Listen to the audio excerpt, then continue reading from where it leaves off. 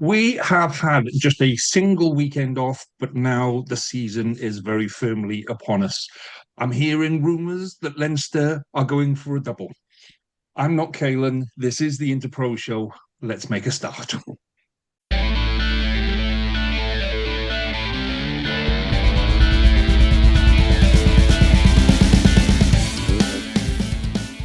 Hello and welcome to this week's edition of the Interpro Show. For those of you who are particularly quick, I'm not Caolan. Caolan is away doing traitors things. Am I right, gents? Is Yeah, Caolan doing Yeah, traitors things? yeah, he's Right, working right. he's on wearing he's wearing a Connacht kit in Limerick right now as we speak. it. I knew So, I felt a disturbance somewhere. That's it.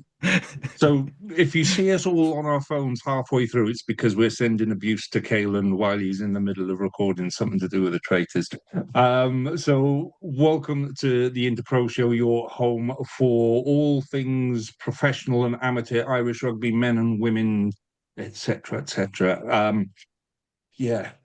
So Caolan has sent me notes, right? Caolan has sent me notes, and every third or fourth line it goes, "I'm Caolan Scott. I'm not Caolan Scott," and I'm just reading the notes. So I keep stopping myself and going, "I'm not Caolan." I'm Lee G. I'm sitting in for tonight. But joining me as always is Adam, Ben, and David. Good evening, gentlemen. Good evening. Evening. Good evening, Lee. So you guys are pretty much like well up on the traitors thing now, aren't you? It's taken Ireland by storm or something. Yes, The it's the finale is final. tonight. Yeah, it's a big Oh, deal. it's the Oh fun. no. Right. I haven't had any access to it because I live in England, so I feel like sort of forgotten. Have they geo-blocked the traitors fully? RTE, It's one yeah. of those that I can imagine that BBC are going to pick up on because they pick up on all the other traitors. So like we've got like New Zealand, American, just all on the iPlayer, so I presume it's just going to appear. Yeah. I'm gonna say something controversial. I don't get it. I watched the first two or three episodes. I went, I don't get it, and I haven't watched it It's since. So shoot I me if you thought will. it would be awful, and now I'm a little bit obsessed. yeah, I'm it's the it's exact same. I talked so much crap before this was on, and then I sat down and watched one episode, and I was 20 minutes in, I was spouting theories, and the Yeah, friend who showed it to me was like, "We've got him, he's in." And yeah. that's the thing. What was it? It was the second series, and there was a woman from the north of Ireland, and her son was English, but they no one knew that they were mother and son up until the last minute when he had to kill her, and I was just like, this is just liquid television. oh, we did that. Yeah. Spoilers if anyone hasn't seen Irish Traders yet, but there's a parent and son in it, Yeah. um, from They Limerick, tried and to it was excellent. It was they tried excellent. to get they tried to get away with it with twins in the last UK one, and they were just like, we're gonna have to say it straight away, we're twins, and it was like, yeah, they're identical. The son almost ruined it in the Irish one 'cause in the very first task he calls him daddy, but no one Yeah. hears it. No one heard it. Oh, right. See, yeah, I still don't get it. But anyway, let's do some rugby stuff before we turn into Caolan and his journey to Traitorville. So yeah, any rugby news of any relevance that anybody wants to share with me this week? Because Caolan's just put ask for news. So any news? I'm going to The take it as AIL a is back no. this weekend.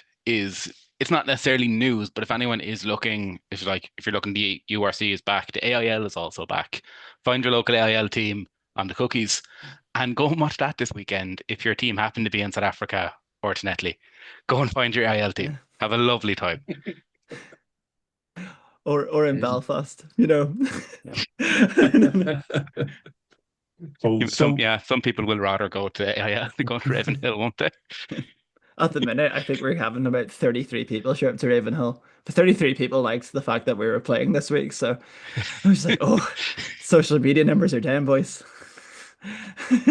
well, Yeah. the URC have put all the figures out for last season, haven't they? And it's like 53 million views or something like that through the season on TV.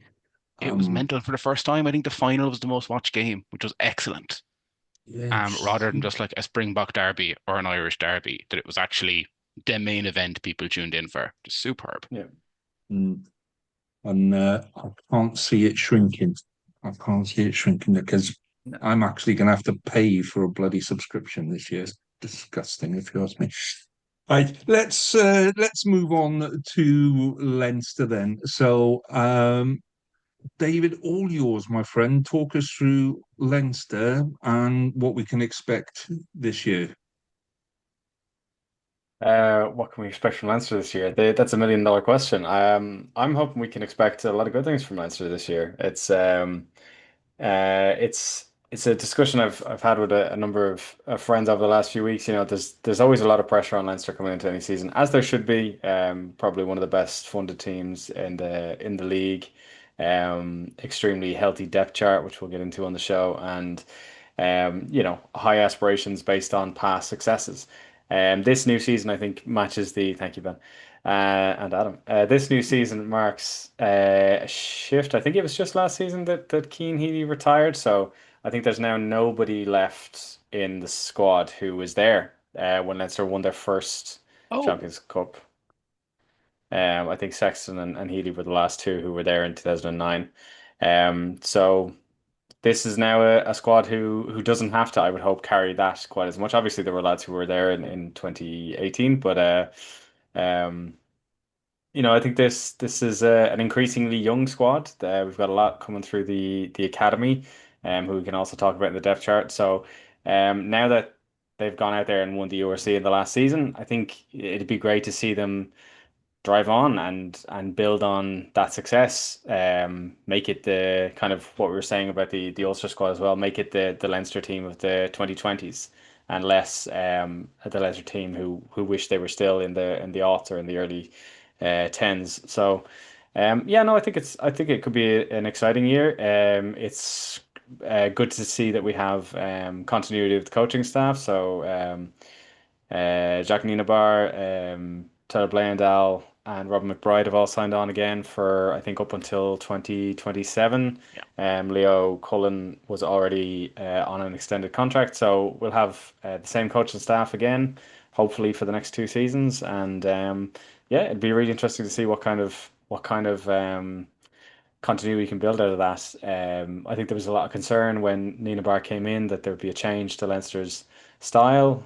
Stuart Lancaster, now of Connacht, has always had us playing a very aggressive style of rugby and attacking rugby. Nina Bar is kind of famed for his more defensive style. But you know, whether or not you think it comes across in how it looks to play, Leinster's score tally in the URC has been the same the last two seasons. The only difference is that the number of points conceded has gone down severely. So that's probably a nod to that Nina Bar defense. And you know, at the end of the day, I think it would usually be said that defense is what wins trophies. And if we can continue to build on that, I think that could be great. And yeah, no, I'm looking forward to seeing what we can get out of some of the new guys joining us this year. Rico Ioane will be up in December. Not always the most popular man in Ireland, not always the most popular man in Leinster. But look, he is a phenomenal player. His recent form notwithstanding, I think he's an 83 cap All Black, which is not an easy thing to do. So you know, it'll be really interesting to see what he can bring to Leinster's backline, and if he can give us a bit of flair back there. It could be a really exciting second half to the season. So, does it ever get boring watching Leinster? Like, knowing that you're going to win? Because for the rest of us, Um, we sit down to watch a game on a Saturday and we'll go, okay, this is 50-50. You know, there's a chance we might, there's a chance we might not. Whereas you know, anything below 90 and you're getting scared. Does it get boring? it's different. I'm not pretending it isn't. It is different. I think it's more that when you don't win, you feel more aggrieved. Not because you deserve to, but because you feel like you can. So, I think it's that's the unfortunate side of. I'm not going to pretend we're not a very competent team. Clearly are a very capable team. But the downside of that is that when you don't perform and you do lose, you feel it's because of mistakes you made. And that's always pretty frustrating just because you feel like you probably could have won it if you'd done everything right. So it's hard not to completely blame yourself when things go wrong. Yeah, I know it does. It can be. It's definitely a different experience. Like I try to go as many Ireland games as I can, and obviously Ireland are a pretty good team too. But like watching, Ireland against South Africa or New Zealand, or watching, um, any of the like great tussles between like anytime Munster go on the road in Europe, I'm not going to pretend that those games are not infinitely more exciting than watching Leinster turn zebra inside out. But I don't know. It's a different kind of yeah. It can be just a different kind of experience. It's. I won't pretend that I don't enjoy it though. It never gets old. If anything, it's just like I'm bored, lads. Could you score a few more tries? And like, I would But think any of us would probably Nah, trade being I Leinster yeah, exactly. teamed I'm not for going to pretend I'm like, anything oh, it's so else. it's so terrible winning all the time. Oh God, I wish it was closer sometimes. Fuck no, I'd love. The other thing as well is because people go, oh, it's not sad to win all the time. So I don't know if you've seen the trophy cabinet, but we don't win all the time. So once again, like win all the games you want to in November. If you're not winning them in May and June, it doesn't really matter. Like yeah. it all kind of turns to ashes in your mouth at the end. So, that's what made last year, a few months ago in Croke Park, all the sweeter because it had been even domestically, it had been a while. So, yeah, look, it's great to win games, but if you're not winning trophies, it all really amounts to to put. Yeah. as we know, if you're not a Leinster supporter. So right, so talk to me about the depth chart then. Has Caolan actually made one up? Has he actually Yeah, yeah. created one? Yes, He he has. has, Yeah. I'll see if yeah, I can. actually. I'll see if I can share it. Okay. Yeah. So this is the Leinster depth chart for this season. There's quite a lot of red in there, I don't know if you've noticed, which is good because it means we have a lot of Lions players. The Is downside of there a that is that we're non-international in your starting 15? No. There's not none. No. anymore. Not since Tommy O'Brien got capped over the summer. Oh, never mind. Okay. There's Yeah. there's more non-international like There's on. non-Irish international players in the second team than there is in many first teams. Yeah. It's Yeah. wild. We only have two non-international players in our second 15 as well. We'll have to work on that. No, yeah. So this is the Leinster depth chart for the season. Obviously looks quite good at a glance, but yeah, we'll go into it in a little bit more detail. So most of the Leinster starting 15 were called up to the Lions squad, which is great as a kind of a mark of how well they've done. But it does mean that they won't be available for a lot of the first half of the season. I don't think we're really expecting to see much of the Lions players before the Munster game in Croke Park. Obviously, then number eight, Captain Caolan Doris, not in red there because he missed the Lions tour through injury. He's going to still be out with that injury. I think Leinster put out an injury update there that they said he'll be rehabbing that for at least the first few rounds of the championship, but I don't think he's really expected to be seen back before the autumn internationals realistically. Also in the injury charts, we have Joe McCarthy. He got a foot injury, I think it was, foot or ankle, and requiring surgery. So he'll be missing for the first few rounds as well. And then Hugo Keenan at 15, post Lions tour, had to go for hip surgery, I Yeah. think it was, and he's expected to be out probably until the new year. Absent that, the injury lists are not looking too bad. Will Connors, Brian Deeney, Jordan Larmour, and Robbie Henshaw have all recovered from injuries they had in the season run-in, so they're all available. And I think we're clear other than that. We also have called up from the AIL, and I always think it's worth noting. It's been something that Leinster have done over the last few seasons, and it's good to see. Jerry, I want to say Cahir, here Okay. has been called up from. He's a Ross Cray man. I am reading this off screen. Cistercian College. And he's a Lansdowne and Dublin University, so that's Trinity. Player in the AIL. So he was involved at Leinster A last season. Now he's been called up on a short-term senior contract to the main squad. So that's great to see. Obviously, you always want depth in your front row, but to see that we're going for AILs when we need that kind of depth is good to be using that resource. Kind of similar to the way we called up Ivan Soroka last season, and he got to go on the South Africa tour, which was pretty cool for him as well. So behind the Lions, then we have plenty of Ireland internationals in that second team. So it'll be for the first few rounds of the season. It'll be really interesting to see how that team goes because we're probably looking at a team of quite young players across it. From that front row of Jack Boyle, Gus McCarthy, Tom Clarkson.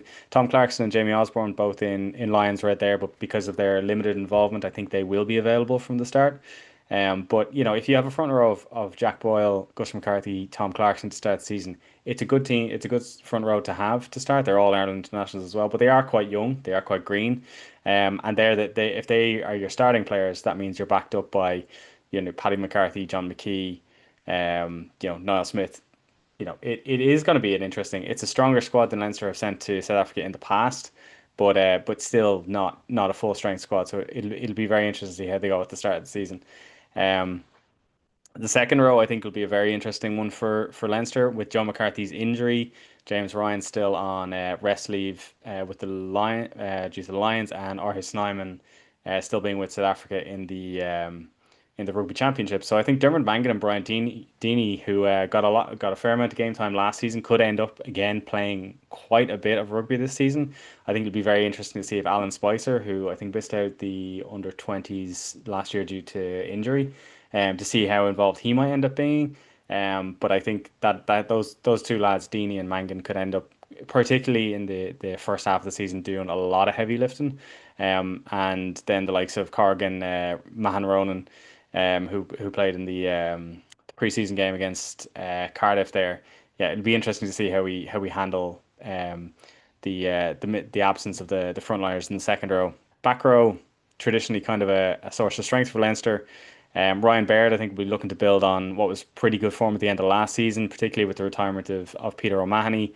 The fight for that sixth jersey is going to be really heating up. You've got Baird obviously there. You could even have the likes of Timoney, depending on who switches over up in Ulster.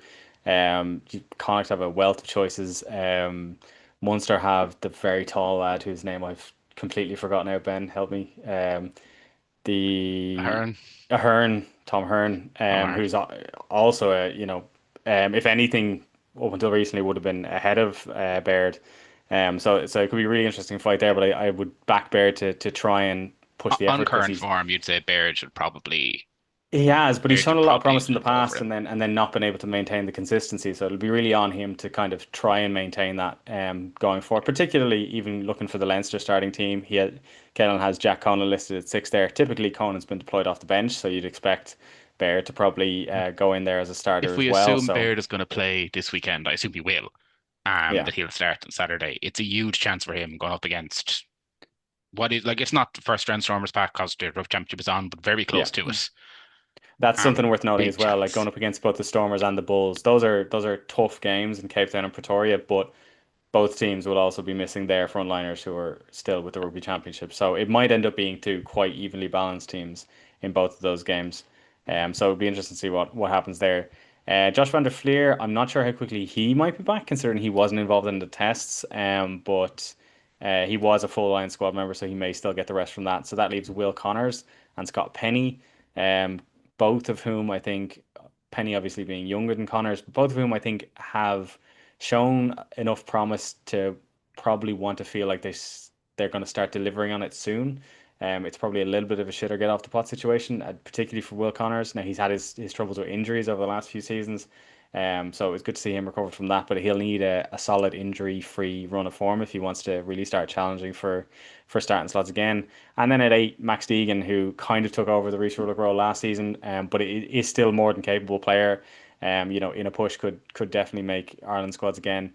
He'll look to be, particularly in the absence of Doris, he'll look to kind of step up in that realm. James Conhan showed a lot of promise last season, still very young. He'll be wanting to show a lot of promise there. At scrum half, Luke McGrath, the ever indefatigable Luke McGrath, still there. He'll be up vying with Fintan Gunn.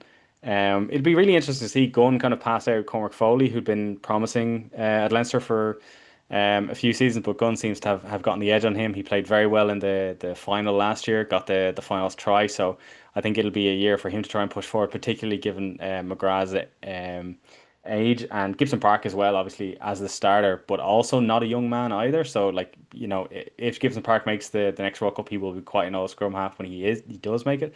So I think there's a lot of scope for the likes of Gunn and Foley to try and push on there. Obviously at Ireland level, Craig Casey is very clearly the number two, pushing for number one. But you always want at least two scrum halves in the squad, so there's space there for those lads to push on. At 10 is a weird position for Leinster because on one hand it's a lot of depth, but it feels like it feels quite broad and quite shallow. So It's Sam almost just Prendergast, Sam plus, isn't it? At this it point at is. 10, like it's It, Sam, It and is, then it is, it definitely is, but at the same time, the end of last season, Sam Prendergast's form wasn't great. Even in Leinster's winning the URC, that Mhm. was probably a good game for him in the final, but overall at the end of the season, he wasn't showing as much form, even as Crowley in the losing team was. So, is he still the starter for Ireland now? Probably, but it's the distance between them was always narrow, but I think it's very narrow now, and it'll balance more on how the start of the season goes for him. He had obvious deficiencies at the end of last season. The tackling is one that people make a big deal of because it's an easy punchline, but his kicking at goal was also quite poor. There were games that Leinster Mhm. won by large score margins, and he missed like half of his conversions. That's really not an acceptable thing in an like if you're, international we 10. can't overly, as much as I like to do it, you can't overly criticize Prendergast's goal kicking from a Munster POV No, when you can't, Crowley but behind him also from an isn't. Yeah. An From an Ireland Ireland test point of was view, yeah, you definitely can. You neither of need them your are. I think we need another option. If we're saying that, If yeah. if oh only no, there was a goal kicking number 9 up north, who's ready to take on that mantle. Yeah. if only. We've He's hit our ginger tall, he's capacity. ginger, and his name is Nathan Doak. If only we didn't have one that's just gone to France as well. Yeah, who's currently tearing it up in the Pro D2. But Um, isn't Prendergast like still really, really young? Isn't yeah, he he's like ridiculously 23. I young? think he's Yeah. 23, I want to say. Yeah. That's it. And this All is these lads his are young. Like even like Crowley's only what 25, 26. Like there are a lot of these lads who I think have been around for long enough that it feels like they've Scott Penny is another one who I was saying he needs to show us, but even he's only about 25. Like I there's a was lot of lads surprised he hasn't been capped. I was like, I there's a lot keep of lads who I think broke out quite early, and so it feels like they should be further along than they are, even though they're all still yeah. quite young. So there's plenty of time for all these lads to still go. Kieran Frawley is still the right side of 30 as well. He'll want to press his case at 10 at Leinster, even though he seems to have fallen back into the kind of the utility role. He came on at 12 in the preseason fixture. He's played at 15 with Hugo Keenan out for the season. He could end up playing there more, depending on where they want to send Jamie Osborne. Harry Byrne now back as well from what seemed like a pretty successful stint at Bristol. His confidence should be up. He should be trying to push for it. He's also still quite young. And then obviously Casper Gabriel, I'm not sure if he's IQ yet, but he's on his way to being IQ. And yeah, he seems big and rangy. I haven't really seen enough of him play to really make comment on what he'll show. But it's always good to have young tens coming through there. In the back line, then, like, we have obviously the Ireland back line primarily Lowe, Henshaw, Ringrose, Keenan. Keenan out until the new year, so injuries there. Henshaw and Lowe, you would like to see kind of continue on their form, but both now on the other side of 30. Ringrose only, I think, 31, but Henshaw's the same as me, so he's 32, going on 33. Kind of showed a dip in form at the end of last season, cost him a spot on the Lions tour, starting to cost him his Ireland shirt. So he's not looking the way he used to look. James Lowe, I think, is 33 as well, which obviously for a winger, he was never a fast winger. He's more of a power winger, so he can keep going longer. But um, you know, he is getting on in years. And then Jamie Osborne, once again, kind of filling that utility role. Played a lot at 12, played a bit at 13. He's played on the wing, he's played at fullback. It'll be interesting to see in this season if he nails down a shirt, particularly if he wants to push for more Ireland selection. He probably wants to nail down a shirt. And then I think what's going to be an interesting battle is between the aforementioned Rico Ioane, who's been brought in that sort of Geordie Barrett role, even though he's not quite as flexible as Barrett. Barrett can kind of play across the entire back line. Ioane's kind of firmly a 13 or a winger. Personally, I'd have him on the wing because I think he's faster and that's where he does his most damage. But at the end of last season, Tommy O'Brien was on flying form. So I don't know that you could drop O'Brien out of that team straight away to put Ioane in. So it'll be really interesting to see who comes out on top between those two. Jordan Larmour still there. Henry Mackerleen, I thought is the most promising of the young Leinster backlines coming through. Really like to see him get a bit more game time at 15. Hugh Cooney, fresh off his call up to Ireland in the was it last with the Six Nations, Yeah. much to everyone's delight. Be interested to see how he goes. Himself and Charlie Tector, I thought paired very well in that loss against Cardiff in the preseason matches. Tector himself came in as a 10, now kind of playing more 12 and 13. So it'd be interesting to see where he pushes on. And then Andrew Osborne, Jamie's younger again brother, who played a lot at 11 for Leinster last year.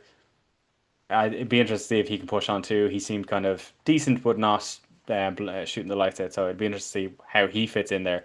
And then didn't even mention, but Jimmy O'Brien, um, he's someone who's going to be obviously plenty of Ireland caps already, can play across the whole back line. It'll be interesting to see where he ends up being deployed. So there's a lot of depth in Leinster, but there's also, I think, there's a lot of uncertainty. There's a lot of movement between international duty and injuries. I think it'll be, and it's kind of a thing of Leinster's over the course of seasons. They have a very big squad, but when you look at the what you would quote the starting 15, it might only be outside of Europe 4 games a season that that team ever actually plays together. So it'll be interesting to see how Leinster builds consistency over the season, considering what I think could be quite a fractured and malleable first 15 and then 23. But all the pieces are there. The loss of Jordy Barrett is annoying because of how well he fit in last year, but it's definitely not an excuse to see any dip in quality. And with that squad, particularly when the Lions come back around November, there's really no excuse for Leinster not to be at the top of every table they find themselves in. So your Lions players come back after the autumn tests, don't they? I don't think it's a hard one, but I know they've just started preseason I know the Connacht Lions started preseason, I think just at the end of last week. I imagine the Leinster ones are around the same, so they got most of the summer off. And I don't think the plan is to deploy them until at least round 4 of the URC, I but think, yeah, I think Crow possibly after. Park is I think Munster looking at Ty Byrne for Crow Park to be his game back, so I would assume Leinster are the same. Yeah. So just before autumn, but like the very last point before the autumn Yeah. internationals, November You internationals. probably don't want Soldiers Field to be the first time those lads play rugby since the Lions tour. So I'd imagine even from an Ireland perspective, they'll be asking them to give them a run out before that. Like, I'm just David, looking at really, it from a Welsh point of view and going, when's the best time to play Leinster? 2 weeks ago was the best time to play Leinster. It's shocking.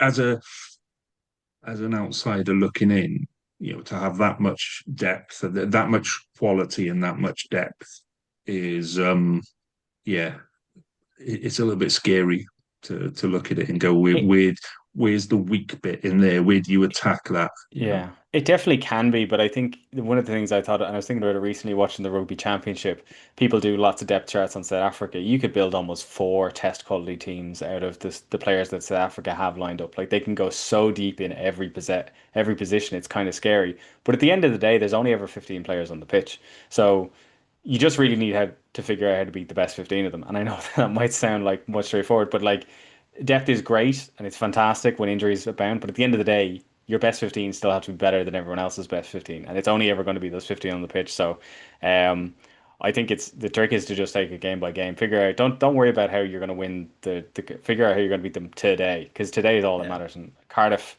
did it in the preseason. Northampton did it in the semi-final last year. Like the blueprint on how to do it exists. It's just a Mm. matter of how teams choose to go about it on the day. I think Mm. with Also, Leinster are the really bad at chasing games. That'd be my advice. They're yeah, very bad at chasing games. If you can get yeah. ahead of them, it's not a position that we're used to being in. So if you can get even your nose in front, we get spooked.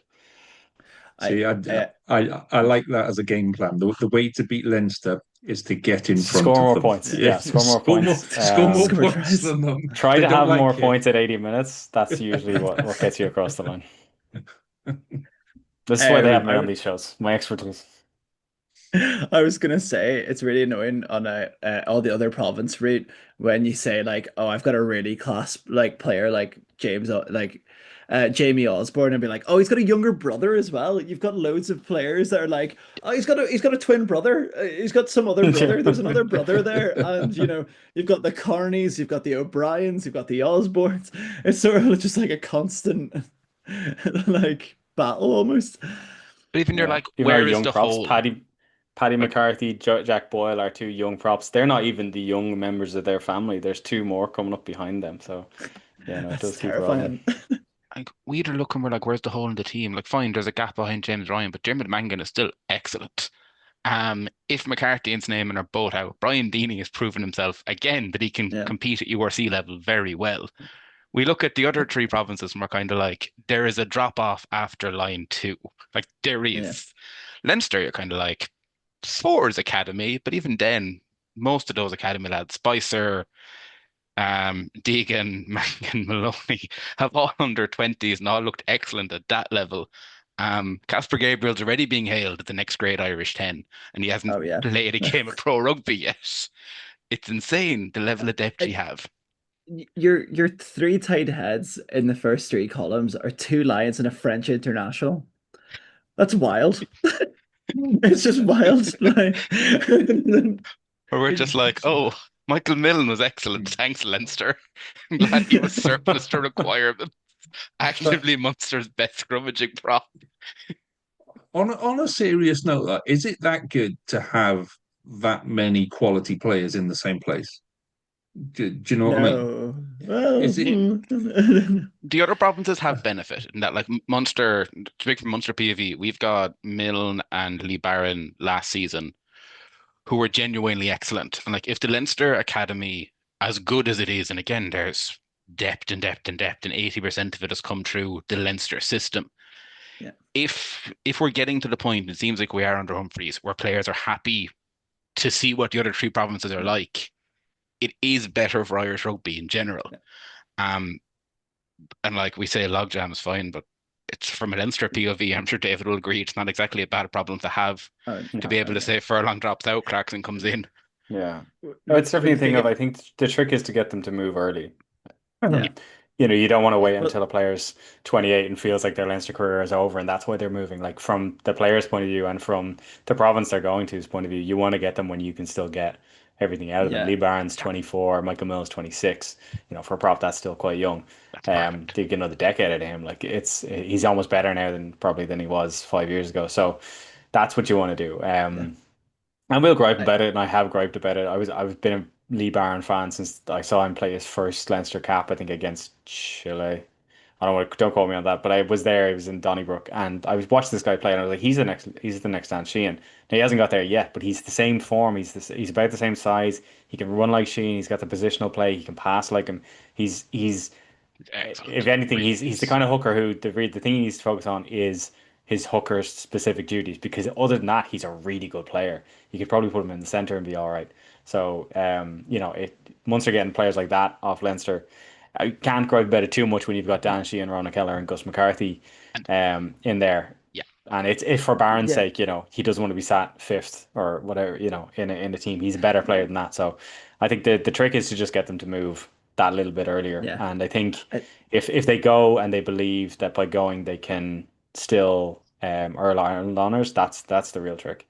yeah. Because I think other than that, that's the only thing keeping them back. We've had players play for other provinces, and even if they still want to live at home and have access to Mammy's cooking, Yeah. the M7 and the M4, they're not long roads. You can do that if you want to. But I think that the trick is just getting them to move early. Yeah, I think to add on to your point, David, like as an Ulster fan, we've had like loads of instances with like Nick Timoney, for example, Alan O'Connor. Like those are like Ulster legends in that sense. They've been brilliant. John Cooney as well. He was like a little bit older when he moved, but he was like went to Connacht as well. But then we had for every one of them, we had a Jack McGrath who sort of got injured and was sort of at like should have been at the main part of his career, but was just horrifically unlucky with injury. And we had Jordy Murphy, who was really solid, but then got a bit unlucky with injury as well. I think it's really spot on, David, the way that you say, like, try to get them to move early so that just benefits the whole entire Ireland system. Because what Timoney's got an Ireland cap, a couple of Ireland caps under his belt, he's always in and around the system. Alan O'Connor never really did, but he was Ulster captain for a bit as well. So, yeah, I fully agree. Yeah, like a lot of these shit that we Connacht no, go on. club captain last season, Keane Prendergast. He's Sam's older brother, but he went and Yeah, joined the Connacht Academy. And I think at the time is that Leinster Academy didn't want him. That guy now he's a captain international and he's a captain of a province. Like that's the core. You get them when they're young, and the player is there to be brought out, and A lot of it is as well, though, getting players who want to move. Like, Yeah. I know it's been hashed over a lot. Like Munster we've Andrew Conway, who for every import was the best one we've had. He was stunning. He bought into everything Munster had. But then there was the Joey Carberry incident where multiple provinces wanted him. Leinster were happy enough to let him go, begrudgingly, admittedly. But there was a bit of Joey would have stayed at Dublin if he'd had a chance. I think that's kind of accepted around the park at this point. Um, Belfast and Limerick were both offered. He chose Limerick, was injury stricken, fine. But you want to get players younger as opposed to you want Irish caps. You need to move isn't really going to help any of the provinces. They have to want to go. They have to want to get games. They have to want to go somewhere else. Whereas like you're in Dublin, you're in UCD. Why would you leave at that point? We've got Oh no, we've got a tight head that's came up to us. I've just his name's left me, but he's young. He's ready to do it. Tight head, Roy Maguire. He's an absolute unit, and he's came to us. Like it's like players like that who I hope to kick on as well, because in reality, it's only going to help. The Irish setup, and Jack Murphy as well. He went. Was he Leinster setup at all? Was he Leinster eighth grade? Yeah, but he was what? He was 20 and he basically walked into the Ulster squad. He pipped Jake Flannery, who's former Munster, but that was just through injury. It's going to be interesting to see how they go. But that sort of provinces sharing their wealth is going to only benefit Ireland in the long run. Yeah.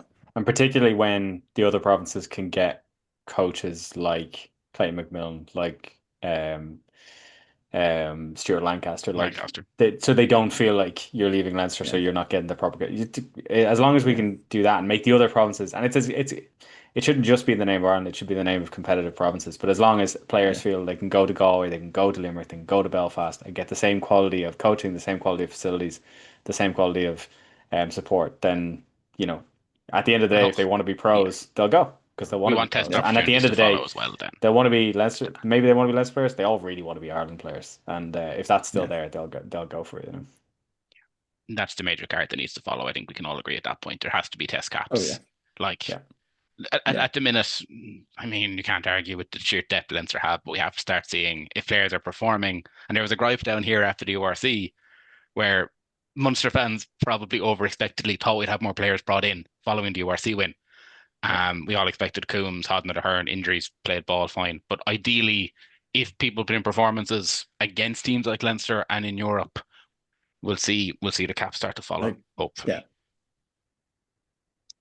Hopefully. Okay, so is there anything else that we need to discuss around just how awesome Leinster are and how awesome they're going to be for this season? I'm just playing to the crowd here. I'm aware of how sensitive some of the Leinster supporters are on YouTube comments. I don't want to leave any stone where we go, you didn't say this or you didn't say that. So is there anything else we need to cover, David, before we put that one to bed? No, I mean, I think the one key part of our depth chart that is always important, because really it's what gets us across the line in a lot of games, and the club just wouldn't be the same without him, and that's my buddy right up there. We couldn't do it without Leo, and I think that's always important to remember. Yeah. Have you got a backup to him though if he can't perform one weekend? Is there a little baby way? There must be a brother somewhere. It looks like everyone's got three brothers that are coming through, so he must have a brother somewhere. They tried to get Sparky. He said no. Well, that's why Sparky from Belfast went to Dublin. Things went bad. I think the solution is just to stuff Casper Gabriel into a lion suit and say, if you really want it, you'll get out there. That's about it. Do you want an Ireland cap? Do you want an Ireland cap? Andy's on the phone. Get in that suit. Right. Okay. So let's put that. If anyone on the YouTube comments has got an issue, let's just remember that David said it's okay to move on. It's okay to just kind of drift past that bit now. I don't know that I'm popular enough in the comment section to carry that weight, but I'll see what I can do. Nobody's going to be able to have a go at that Caolan this week, which is going to confuse a lot of people But there we go. we're all targets now. We're on hallowed turf. So I'm assuming this is what Caolan means by let's take a look at fixtures. So Yes. what's that, boy? Somebody talk through that. That's who's playing. That's Yeah. who Leinster are playing through. Yeah, block Yeah, one, I block. think. I get it now. Yeah, I can get that. I get that. Okay. Look, I suppose She's when you look at Leinster's fixtures, kind of again, David, you can jump in here if you so wish, but it's very much where the loss is going to come, as opposed to with every other province, and we're saying where can Munster, Ulster, and Connacht pick up points. For Leinster, it really is where are you going to drop points, in the URC. And like I was joking with the lads earlier.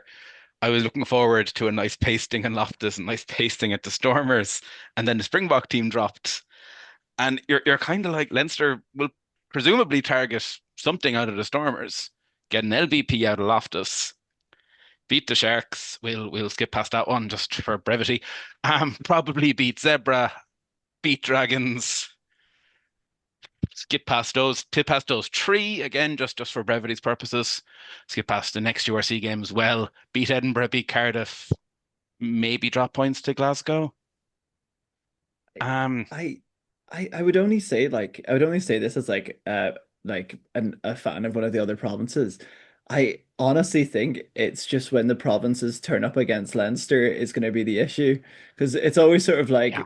we put everything into Leinster games. As other provinces, we have to be jealous of Leinster. We always put everything into it, no matter what. We always try and get a score in there. And I joke, but It's like as a Munster fan, we circled that Christmas game from day one in yeah, the season. It's Leinster coming down to Thomond Park on Christmas, and it has been far too long since we have beat Leinster in Thomond Park. I think pre the Japan World Cup, last time we wow, managed to win, and it was both that's full wild. strength teams. Johnny Sexton threw a hissy fit, and it was excellent. Yeah, is that the Um, when Fineen lifted him up, since then it's been Jordan Larmour having masterclasses run into the Bala end multiple times. Like the only URC wise, the only place you'd probably drop points is hopefully in Thomond Park, hopefully in Ravenhill, maybe in Glasgow. Yeah, I think Um, yeah. Glasgow can always be Glasgow are a very good team. They can be a banana skin. I know it was always a source of frustration for Andy Friend that Connacht got really up for Interpros and he wanted them to bring it in all games like that. But it is just a factor. Anytime the provinces go up against each other, they always want to make, prove a point Yeah. or get one up. But yeah, no, I think um I wouldn't put it past. I think obviously they got the preseason win and it was a very different Leinster team, but Cardiff away as well, that could be a potential one. Cardiff were a very sticky team even 2 seasons ago. like my They're worry with that would be it's late enough in the season where like either Cardiff have solidified top eight, hopefully they're still fighting for it, but if Cardiff really solidify top eight or outside of top eight at that point, yeah.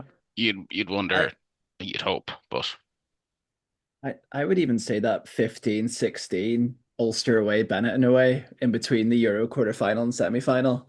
That's quite an interesting sort of run, because you yeah. presume that Ulster might be in the Challenge Cup by then. Not sure. Benetton will not probably go as far as using Europe. That's sort of like an interesting sort of bite in that Because block you would four. expect Leinster will have two major games either side of those, like Yeah, Toulouse, Northampton on the far side, probably, but and still a it's tricky like quarter final. it's still that stupid depth that Leinster have would be the issue, because we can have a first team and it's full of Lions, but your second team has a double Springbok winning World Cup player, a Oh, I miss him. 95 caps All Black center, a French player that's played I don't know how many times for France. Like it's one of those really interesting ones, but like, can you ever catch Leinster out? And it's like those sort of like interesting stopgaps, that Leinster away, Benetton away, the fact that you play Connacht just before the European games in that block two, and just after in block three. It's one of those that like it's those interesting little bit, but it's in reality, yous are gonna win more than yous are gonna lose. Is La Rochelle in round three in the Viva, or is that away in the Marcel de Flandre? I think it's a I'll have to double check that. Because if that's away, that's a very tough 7, 8, 9 Europe. 3 Interpros.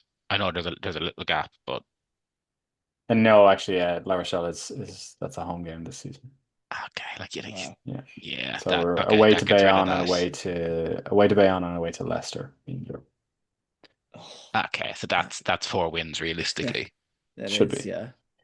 Should be. La And Rochelle have recruited well. They've got Legorek in there now too. So you never know. It could be a tricky they have thing. it'll be the stickiest one, but in the Aviva you'd kind of imagine. And again, I'm sorry Yeah. for anyone listening to this in the other 3 provinces who thought we might have a separate opinion, Yeah. but it is very difficult to be like S- maybe in s- Thomond Park, maybe in Ravenhill. Yeah.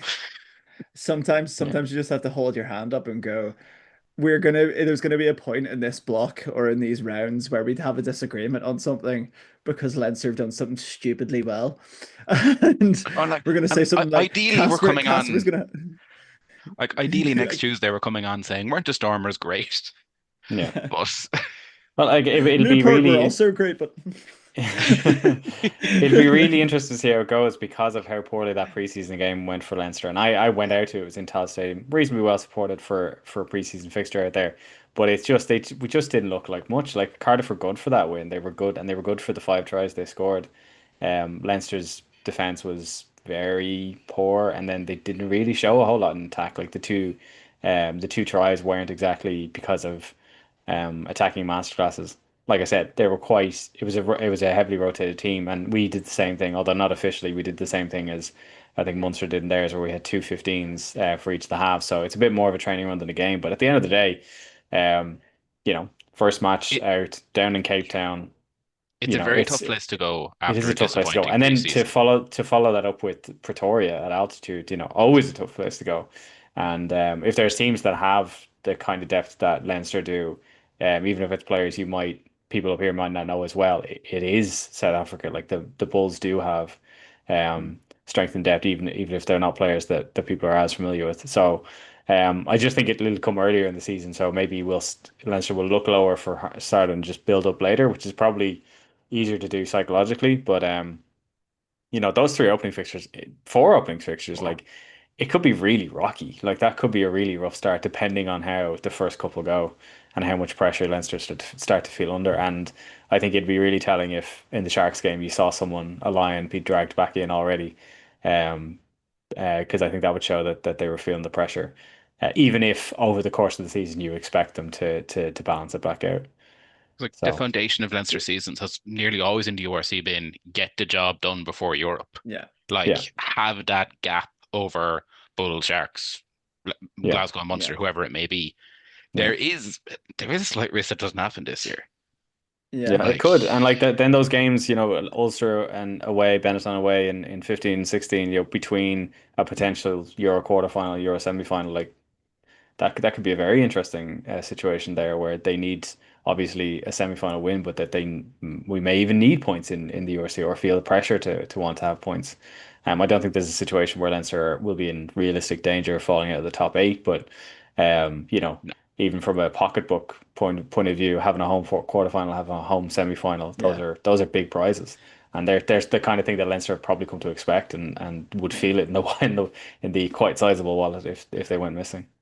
I think that's David. the way Okay. the league has gone, though, isn't it? It's Yeah. it's so tight now. That game before the European semi-final was where you lost against us in Yeah. Smedley, yeah, because you sent team 2.5 from Scarlets were, well, okay, we need something to keep us in the top 8. The Yeah. reality was that I think even round 14, round 15, there was still down to like 12 or 13 that could make the top 8. Yeah. So everybody's got something to play for. So there isn't a game where unless Benetton are completely out of it by then, there's a strong chance they're going to be playing for something, and your boys are going to be, okay, how much do we rotate now? How much do Yeah. we spin this coin? Um, and And that's it's almost pretty more much it. dangerous and it's almost more dangerous for Leinster the higher up they are because if they feel more secure and Benetton do need it more, then that's the perfect recipe for a turnover there. And then depending on how that European semi-final goes, didn't go our way last year. Then you've got two fixtures, which last season Leinster were able to use to shake off the cobwebs. But like, if anyone remembers those two games, they was poor. Like the Leinster got the win, Yeah. but it was they were really poor performances.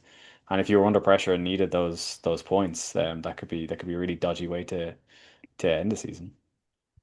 David, would you rather a fifth star or would you rather a league win? That's like if it came down to that really Oh, fifth tight star. margin, fifth Fifth star, star, yeah, particularly after winning it last season. I think yeah, the URC is something worth winning, but having now won it last season, and I think if it gone the other way and we'd won Europe last year and not won the URC, maybe we'd go the other way. But I think even at an institutional level, Leinster just value Europe.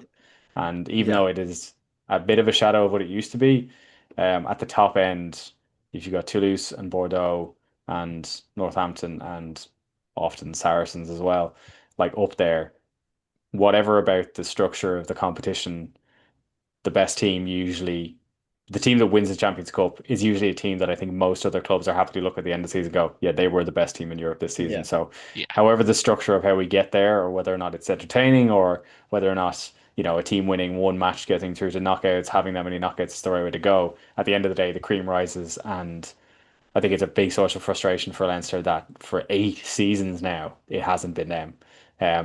despite getting agonizingly close. So, one last question on your fixture list. Okay, so you get to pick one of those games that you're absolutely definitely going to come away with a bonus point, and you get to pick one of them which you're most likely to lose. So, I mean, you could pretty much walk away any of the bonus point. Ignore the bonus point one. That's one that I saved for the Welsh ones. Ignore the bonus point. We'll just assume pick two games on there that you think may well be banana skins. The two games that are most likely to be banana skins. I don't know if you got a banana skin if you can see it coming, but La Rochelle, even at home in Europe, has to be one just because of the history between the two teams.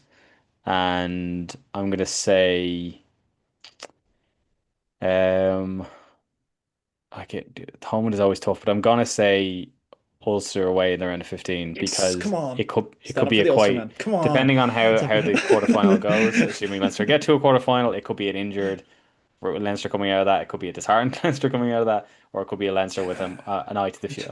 Oh, Adam had it ready for us to go there. It could be a Leicester with an eye to a future there, and that could be a game where they're either resting people, or there's a bunch of injuries, or their minds are very much fixed on the semi final, which is the new final now that we lost it last season. So I think that's one where Leinster could step up, and if Ulster are in a position where they're like either looking for top 8 or looking for top 4, then they could be very much on it at that stage. We shall put a pin in that one then for Ulster in round 15. And if they lose, it's your fault because you're the one that picked it, David. And I shall be reminding everyone about that, my friend. You won't be the only one. Okay. um, Adam, Jersey chat. Yes. Explain what Caolan means by that to me, my friend. Um, sorry, my Zoom says I'm speaking French for some reason. Sorry. Yes. Anyway, Jersey chat. So, David, can you just get up the home and the away Yeah, jersey really working on it. quickly, and Working on it also the now. Champions Cup one as well? The Champions Cup Um, one is r- stunning. it's really nice. I love these. But time to go on to the two that I'm not so keen on. The home jersey. I was speaking on the United Rugby Championship the other day, about the home jersey, and I think it's very um. I just don't really understand the lightning bolts. It's very like nice. Like the sponsor fits in well with the kit. Like what's one thing that I've repeated over the podcasts. It had sponsor sort of has to fit well with the kit, and the Bank of Ireland does because it doesn't need a particular color with it. The sort of lightning bolts really confuse me. I'm not sure if is that Leinster Lightning, David. Uh, I'm not sure. The fact that it's, I think, also on the kit of another club that Castor also makes rugby jerseys for makes me oh, think really? they did the design once and then just changed the colors. But there was a season Yeah. a few years ago where we did have lightning because I remember Robbie Henshaw doing a Thor impression in the advertising. But I'm not sure if that's like a historical thing we've got going on. Is it Yeah. not? Is So it the not light. meant to be like rivers or something like I that? think they were Look meant to be like like roots as well. I think that's an yeah. element, but they do come out looking like. Like lightning. Lightning, I think yeah. it's the And then lightning is because it's yellow, but I don't know if that's actually what it's supposed to be. I do like the yellow trimming on the set, like the what you call it, the sleeves as well, and the sort of collar on it. I'm not like as big a fan of Castor as I am like Adidas, for example. And Ulster having Castor as well, it just doesn't like I just think the kit designs have been a bit weird. Can we go on to the away jersey as well? Like the away Please. Must be. jersey, the away jersey, it looks like like it's sort of the yellow dripping down from the top up. Like it looks like either somebody splashed paint on them or they've all weed themselves. That's what my first impression was. I was just sort of like, oh no, I love yellow it yellow so shorts. much. It's just Do you like there it? was no Ju- God, no, I love it for the meme. Um Ben there loves was it a because he's a story. Munster supporter. That's why Ben loves it. It's just it's in your wildest dreams. You could not dream of Leinster wearing this. If we'd at least change the shorts to be blue, like I've seen someone do Yeah. that image, it looks a lot Yeah, better, but just the it, yellow all the way down is not a good look. think it's it the just yellow like think shorts that makes it a bit Yeah. weird. I say if it was even if it was blue and yellow shorts, Yeah. it would kind of break it up. But it does just look like they've jumped in a It's the vat of yellow going from the custard. navel down. It's just choices were made by Castor. there's gonna be like a Leinster fan on Christmas Day, and they're gonna get a full kit, and it's gonna be this. That's the thing. Like it's oh, yellow shorts, great. Um and David, you're not going to be appreciated of it for the Christmas podcast when it's going to be a Leinster shorts I'm going to buy you. But can we go on to the European kit, which is probably like Yeah. So I just think this it is is the really Conversely, nice. then the European kid is a thing of beauty. Like it is. The yeah, European kit is where this is the where they one. really No, no, where to go? Sorry. it's all good. I The Leinster European jersey, it was just like I saw it and I was just like, yeah, that's Leinster. It's Leinster to a T. It almost is like, yeah, this one Yeah. here. It's really nice. It's really nice. It almost should be like your home kit, but Leinster always sort of go with the darker blue for Europe. Um, it's sort of like that statement piece. A kid's replica being €80. Sorry, I'm, because store prices are wild. But yeah, I think this is the best out of the bunch, and I would say like the home kit would be like a 5 out of 10. The away kit would be like a 2 out of 10, but this is like a solid 8 in my opinion. Sort of like that. The waves. You can imagine that's the waves of the Liffey. As the D4 parents fork out €80 for a kid's replica jersey. Way too blue to be the Liffey, but yeah, we'll take it. Oh yeah. Like a little like trolley in the middle that it would just work. Do you know what I mean? I say that about the Mersey as well. I live on Merseyside, so I love making river jokes like that. Anyway, like the yellow trim also works well as well. It's sort of like that statement. I think when you have a European kit, you have to make sort of like a statement. French kits normally make a statement. This is a statement from Leinster, and if they're chasing a fifth star, you have to do it in style, really. And that's going to be Yeah, the best thing I say about Leinster this season. So it's some recording. it's genuinely excellent. It really is. You can't. It's exactly what you want Leinster kit to be. Every single piece of Yeah. it is what a good Leinster jersey should be. And I can't believe I'm saying this, but the stars are back. The crest looks Yeah. odd without the stars on it. We're so That's used to it.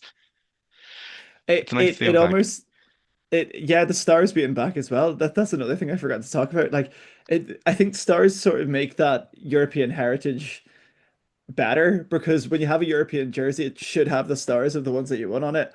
Ulster, it took them years to put on the star from '99, and I still think it's pretty cool that we have one from before I was born. But um, but yeah, it's one of those like you need your heritage. You see Toulouse with their like seven, the stupid amount of stars. They can release a kit, and it's just going to be all stars. But yeah, it is so perfectly Leinster, and that's what makes it quite nice. I I've got a conspiracy theory about it because to me this looks like those hypnotic waves that you get. So I think your props at the start of every scrum, they just stand there and go, ooh, ooh, like this.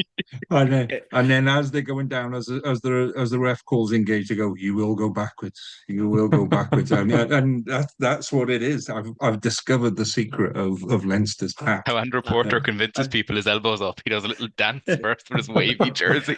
I- or maybe it's hypnosis for Iwani to be like me, Sexton. Come on, Johnny. Come on, like me.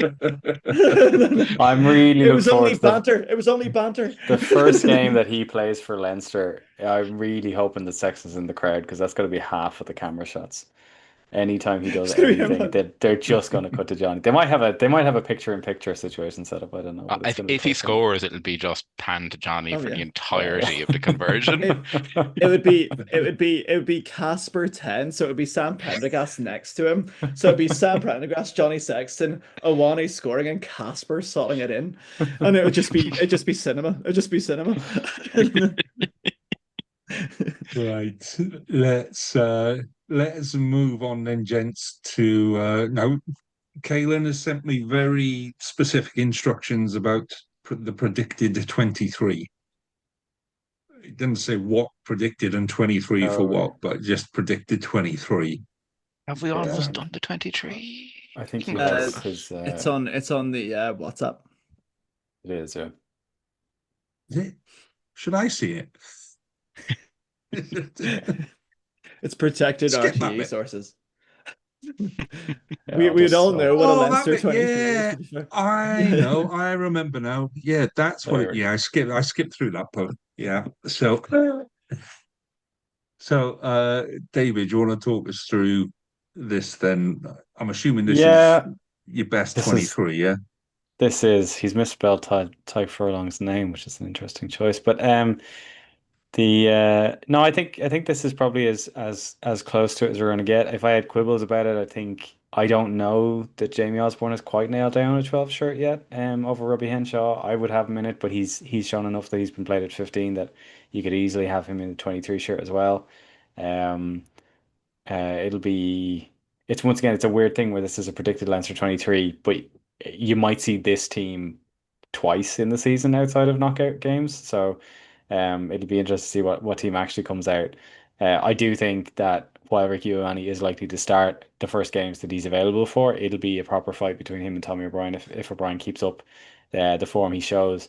And I would hope, as much as I love Luke McGrath, I would hope that by the end of the season, that Fitton Gunn is really pushing him for that 21 shirt because he showed a lot of promise last season, and Gibson Park and McGrath both being the age that they are, it'd be great to see him pushing a little bit more. I also don't think I would confidently put Kieran Frawley in that 22 jersey. I think he's going to be under pressure right from the start to show form, or I could see Harry Byrne slotting in there as easy. So yeah, this is it's if everything was lined up exactly and we had one game to play, this is probably the team we'd put out. But I wouldn't expect to see many actual team sheets with this 23 in it. Crow I'd hope Park. to never Okay. see it. Yeah. As an opposition, I'd hope to never see this as the team shit. I'd hope if you saw that, you just give up, boys. Just I, put some water on the pitch and say it's waterlogged. Be done with I, it. Off you go. when I went to see Ulster v Leinster last season, it was RG Snyman, Dan Sheehan, Tag Furlong, and Andrew Porter on the bench. And it got to a point where Sheehan scored a hat trick within half an hour. And I was just like, yeah, I expect to go to Dublin and just try. And then I just saw like Porter, Furlong, and Sheehan stripping off, and I was like, oh, do you know what? It was one of those. I was like, yeah, there we go. I think Snyman only played like 20 minutes of that game. He came on for the hat trick and he came off, and I was just like, there we go, 20 minutes of a second row. Fair Yeah. enough. And It's one of those. It's terrifying. like you're right, Lee. You see that team and you're just like, no, you know what? No. Maybe get an LBP if lightning strikes at some point, and that'll be it. The kit foretells a prophecy. Well, yeah, it is right. I think what you're saying there is, yeah, this is the evidence that we've got a lot of depth, and that is a lot of depth. There is a lot of depth, but I do think between obviously injuries are always a factor, and it's a factor for every team, so I can't use that as too much of a caveat. But given the fractured nature of the calendar, between Europe and URC and internationals, um, like this is an ideal Leinster team, but I don't think I think the team that actually ends up playing most of the season is going to look very different to this one. My major Mm. worry is round four. This team will play. Oh Yeah, yeah. that's possible. That like I mean, it won't this will be. be word for word a round four team, and I'll just be No, like, I'll come in here on a you'll get lucky. Tuesday. It'll be Jimmy O'Brien instead of Hugo Keenan. It'll be fine. The, Oh, the excellent. the annoying the really annoying thing about this team is that you can replace anyone with the Leinster Lion and it'll still be a really good team. Like you can put a mini rugby player in and it'll still be like You could get it'll still Casper be good. Gabriel's like 4-year-old brother who's out in Austria to play, and they'd still probably win by 50 points. Right. Let's Is the let's Irish qualified? Is the Irish qualified? Is he good? Can we have him for Ulster? somebody somewhere is checking, trust me. Um I'm right. checking right now. I'm emailing. Uh so let's move on to season predictions. I'm assuming Caolan's thinking about where do you think you're all going to finish? Because I'm just trying to read Caolan's mind there. Yeah, I Um, think I Specifically think Leinster. it's, yeah, but it's been a mix of predictions and I think we've covered predictions and expectations as well. So, yeah. Yeah. let's do that then. So Um, yeah. Do you guys want to go first and I'll finish it off? Uh, I think Leinster are gonna come first. I think they're gonna win the league, and also I think they're gonna put a really good shot. Like I think at least final would be a failure for Leinster. It's sort of like that, I think last year with Northampton being that big shock, I feel like you've got a really big chip on your shoulders. As you said, David, 8 years, it's gonna, you know, it's just how the French teams are going to turn up this year is going to be a big question. And if the South African teams are going to gamble in the European Cup as well. But I still think Leinster will sort of be in that final, well, at least the semi-final, but definitely a final would be a successful charge for you. Yeah. I'm I'm very much head over heart here, and what I want to Yeah. say isn't what's going to happen. So I'm going to have to go with my head at this point. Um, the URC, Leinster going to top the league and win the URC. I don't think there's not a single iota of my being think Leinster aren't going to win the URC at a canter, unless they get a semi-final away at Loftus or in Thomond Park. Europe, on the other hand, Europe is a fun one because the Yips have started, and the Yips might just keep coming where they get to a semi-final or a final and it falls away again. You'll get a home round 16, you get a home quarter final. Depending on how La Rochelle at home goes, probably that guarantees you a home semi-final as well. I don't think you'll win Europe. I think last year was the year to win Europe, and they didn't. The win the URC, yeah, win the URC, no problem. But I'm a little bit like with Jordy Barrett, they didn't win Europe. They're Yeah. not a stronger team this year. Might become a 9, 10 year itch, hopefully. Sorry. Yeah, no, I think it's fair. Um, like, I don't want to sound too like I'm trying to undersell it, but I would expect Leinster to top the league in the URC. The one season 2 years ago, and Munster did it, was the first time they haven't done that in a long time, even when they weren't winning the league. So that's got to realistically be a target. Even going through the fixture chart, there's not enough losses in there to justify not doing it. So that'll be considered a minimum. The La Rochelle obviously would be the big banana skin in Europe. If that can be won, then you would hope home quarterfinal, home semi-final can be on the cards. But I'm not going to be overly bullish because like Leinster won obviously won the URC last season and won it fairly dominantly in that final against the Bulls. But it's a Bulls team that had knocked them out in semi-finals in the last 2 years, or sorry, Yeah. 2 of the last 3 years. Munster doing it in Cork the other year. So look, knockout rugby is knockout rugby, and things can go wrong. And I think if there's other things on the mind, if there's European competing with URC, then a loss is very much on the cards. And I think there's enough good in the URC and enough good teams in there that they can be caught on the hop. So while I'd say we're favourites for it, I don't think it's a guarantee at all. And Europe, I think the one thing that you can consistently say about European rugby is that the best team wins it every year. And for the last 8 years, that hasn't been Leinster. With Toulouse still out there, with Bordeaux still out there, with Northampton, who I think should be very frustrated with how they showed up in that final, in that they didn't really as much as they probably would have liked to. Um, I just think there's at least when there's at least three teams you could name off the top of your head who would happily deserve to win it ahead of Leinster. I don't think it could be anywhere near an expectation. And I would like to think now that shorn of Johnny Sexton and Keane Healy and most of the old guard who were who had multiple wins under their belt before now. Leinster are now in a position where they're just a really good team. Should they be challenging for Europe every year? Yes, but should they be expecting to win it every year? I mean, after 8 years, it'd be madness to expect to win it. So, I think they'll need to be at semi-final level to be Yeah. anyway justifying the amount of investment. And unfortunately, and I say this as a supporter as well as anything else, unfortunately for Leinster to be completely satisfied, they have to win the double, and that's really hard to do. So I think they probably, on balance, won't do that. But I really hope they win at least one of them because they're good enough to. So I'm gonna chip in, but I'm gonna channel my inner Caolan. So this isn't me. This is my inner Caolan, and I'm even gonna do an Irish impression. I promised you boys I wouldn't do an Irish impression, but this is Oh, the I've got a best. background. I've got a background. Here we go. There it is. Here you go.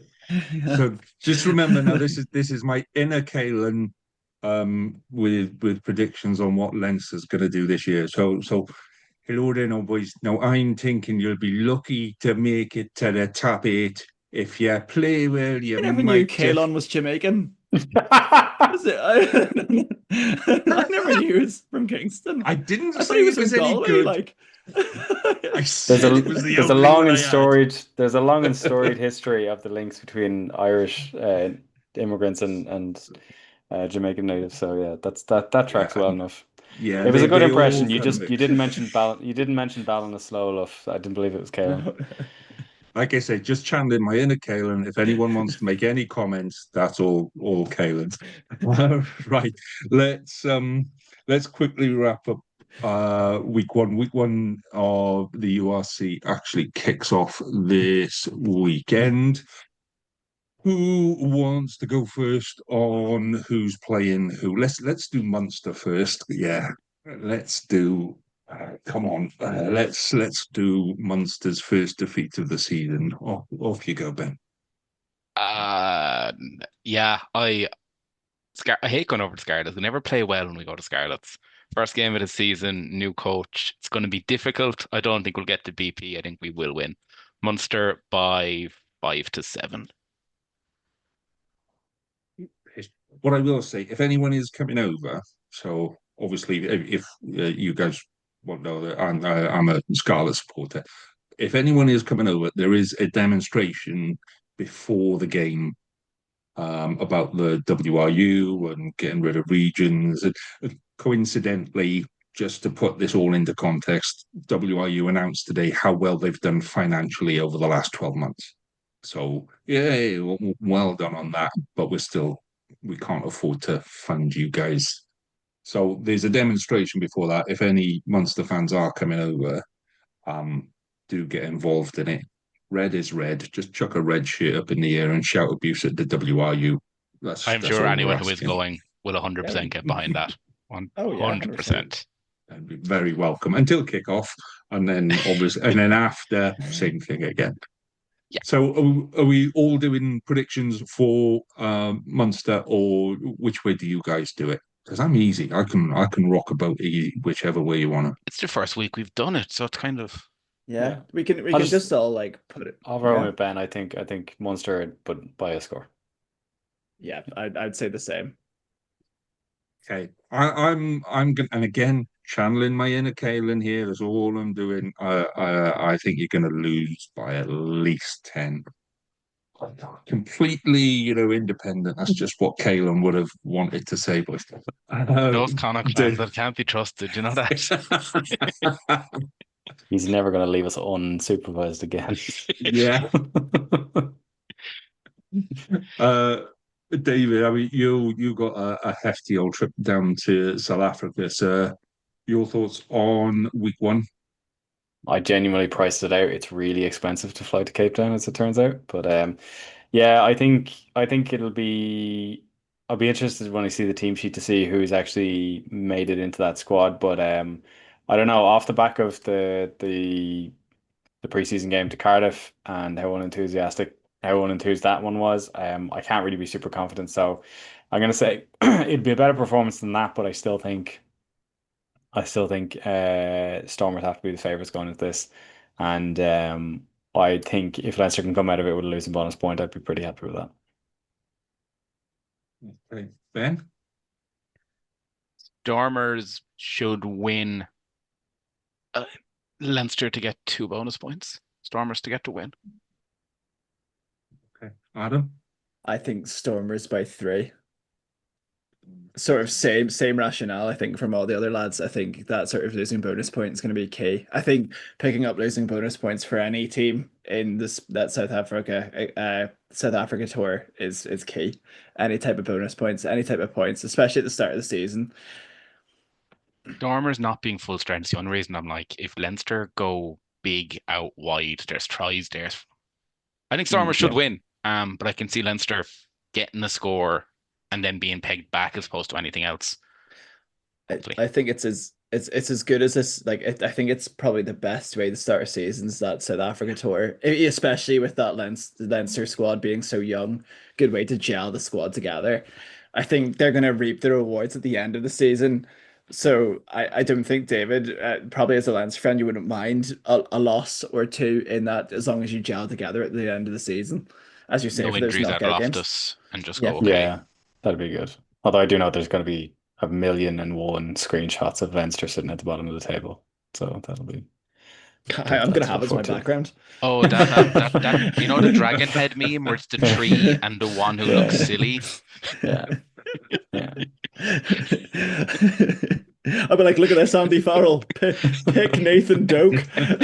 He can kick. Unfortunately, there's only 3 of those dragons. It's going to be Munster, Connacht, and Leinster, and Ulster aren't even going to be on the sheet. No. It's going to be like the, do you know the kid in the water getting lifted? It's going to be I one can just do kid Photoshop, put struggling another one around. at the end, it'd be fine. So, Caolan's gonna. Oh, I'm getting a sense. Caolan's going for a draw because Caolan really doesn't fancy that much abuse on YouTube on that. So, it's a tough game. Scarlets did it a couple of seasons ago. They did the first 2 games in South Africa and they got absolutely pasted. And by the time we played the second game, you were watching the game and going, well, it's a lovely scenery. Look at the scenery, and every time they pan around, and that was genuinely the best part of the game. So yeah, it can be tough out there, but yeah, Caolan says it's a draw. So Adam, who have Ulster got, mate? Ulster have We've got got dragons, haven't you? dragons. I think it's honestly a game that we should be trying to push 30 on. I don't think last season we beat enough teams by a lot of points. And I think with the Edinburgh game before, we need to make this game to be like this is the start. We fumbled it so many times last season. I think with the 11th, we need to shake off the rust. We need to put like 30 points on a team. And it's Ulster, it's on a Friday night. It's against Newport who are going to struggle this season. I know that we might struggle as well, but we need to sort of put out that benchmark. So I'm saying Ulster by, I'd say about 25. We need to get the bonus point. We need to start big. We need to have something to look forward to. Oh, I've got some interesting bits for you. Ben, your thoughts on Ulster Dragons? So I think I'm actually going to be more optimistic than Adam. Um, yeah, Ulster by 30. They looked very good in the preseason. I apologize for my dog. They looked excellent in the preseason. I really like Ulster. I tipped Ulster to get top 8 and push for top 4. and I'm sticking by that. Yeah, sorry, Lee. I think they will just batter Dragons. Okay, David. Yeah, I think Ulster will get the win, and it'll really be marked by whether or not they can get that try bonus point. As Adam Yeah. said, you got to pick up those points where you can get them, and I think I think they have it in them to win this. Although I don't think the margin will be as big as Ulster would like it to be, but I do think they'll win, and I do think they should be good enough for a try bonus point. Caolan slash So Lee. yeah, well, no, what Holding up a I'm card to his head. the Dragons have recruited really, really well, like really, really well. They've really well, part of their problem over the last couple of years is they've had player in, player out, player. They've been like churning players left, right, and centre, and it almost felt like a little bit of that this year. But there's a lot of good positivity coming out of there now. There's even though where they were, it's almost that bit you can only look upwards, but there is a lot of positivity, particularly around defence. There's been a lot of talk around defence, how much tighter it is now, how much more aggressive. They've done a lot of stuff behind closed doors. So sometimes, yeah, it takes, a couple of games to get into the swing of things, real life games. But um, yeah, the Dragons are due a good season. They genuinely are. So I still think it'll be an Ulster win, but I'm thinking it's going to be a lot closer than where people give credit for. And I would not be surprised to see Dragons come away with a win, only by one or two, but I wouldn't be surprised to see that at all.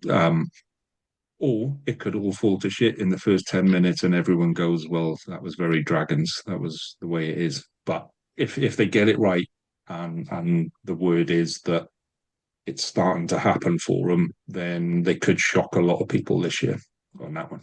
So I'm going to Caolan is saying it's a very narrow Ulster win by 2 points.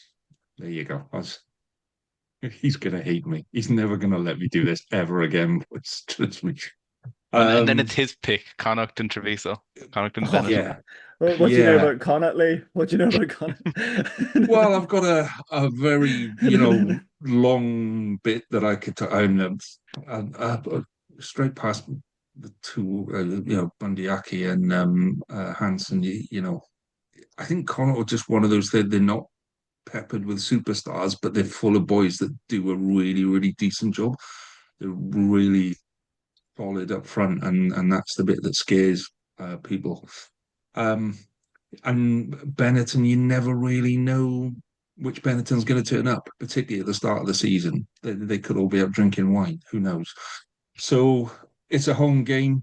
So I'm going to go Connacht by 2 because I think we're going to have another season of really, really close games all the way through. And home advantage will be enough to take Connacht over the line. So yeah, Caolan says Connacht by 2 on that. Ben, your thoughts? Benetton by 5. I'm as you say, you don't know what Benetton's going to show up. You don't know what Connacht's going to show up at the start of the season. Connacht will either be the best team we've ever seen, or play really well for 10 minutes and fall apart. And you never know what Connacht it is. And especially early in the season, I am very slow to say Connacht are going to hit the ground running, simply because we've been burned so many times by Connacht looking incredible in pre-season. All the word is good, and then they go up against someone they should be beating and fall apart. And Treviso, or Benetton, I should say, if they show up, can beat any team in the URC. They won't fear going to Galway at all, especially if the weather isn't horrendous just yet. So yeah, Benetton, Connacht getting an LBP, Benetton win. Right, David. I'm going to be quite bullish. I think Connacht have Lancaster in there coaching them now. He's exactly the kind of coach that a team like Connacht need, because he'll have them playing very nice rugby. They like playing nice rugby, and he'll hopefully beat out a lot of the inconsistencies that they can find themselves lapsing into at about 50 or 60 minutes into a game. So I want the season to go very positively for Connacht, and I'm going to be really optimistic about it. And I'm going to say that they're going to come out playing all singing, all dancing rugby, and the only thing they'll be missing is Mac Hansen and Buddy Eki, and Finlay Bealham. So And I think they have it in them to start better than Benetton as well, particularly on the road. So I'm going to say Connacht, and I'm going to say they're going to get a bonus point. And it's not just going to be 4 tries either. Cool. Okay, Adam.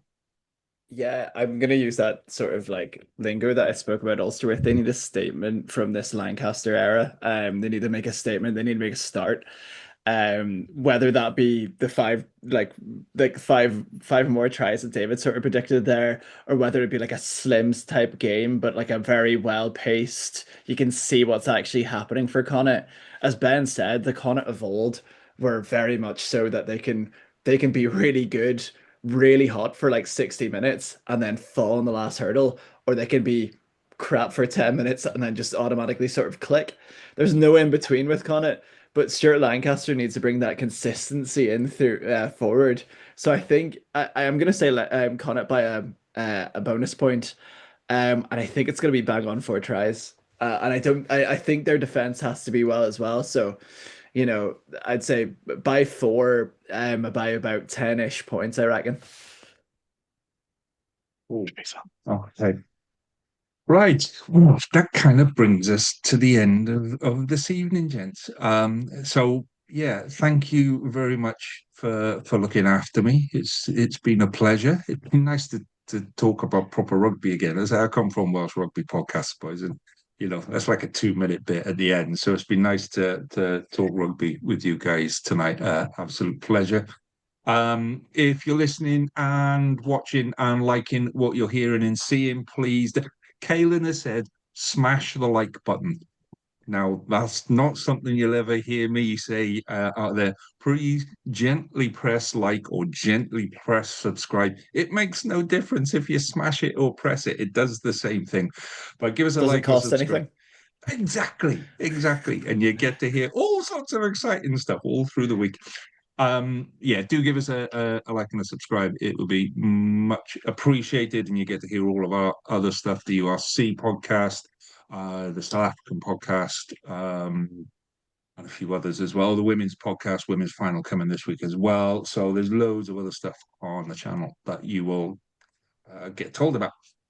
So on that note, gents, next week reviewing round 1. Probably a bit more sensible predictions from Caolan next week, but it's been a pleasure spending this evening with you. I'm gonna love you and leave you. Thank you very much. All the best. Good night, gents. Cheers, mate. Bye, guys.